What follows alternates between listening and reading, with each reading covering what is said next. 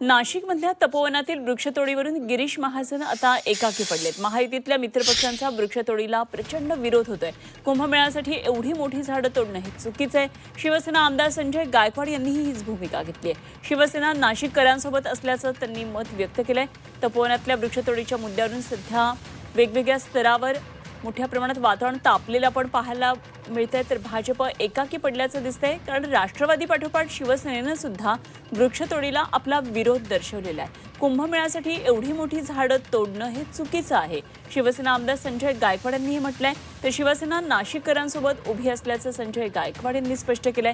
त्यामुळे भाजपचे संकटमोचक गिरीश महाजन संकटात असल्याचं बोललं जातंय। कुंभमेळ्यासाठी इतक्या मोठ्या जागेत म्हणजे झाडांचं वृक्ष तोडणं, मला वाटते त्या झाडांशी अनेकांशी आस्था जोडलेली आहे, अनेकांची भावना त्या ठिकाणची आहे आणि म्हणून आस्थेचा भावनेचा विचार केला गेला पाहिजे। आणि एकीकडे आपण दिवसेंदिवस विकास करतो, विकास करताना जंगलाचा ऱ्हास करतो आणि त्याच्यामुळे पर्यावरणाचा धोका निर्माण झालेला आहे, ग्लोबल वॉर्मिंगचा प्रॉब्लेम मोठ्या प्रमाणात उभा राहिलेला आहे।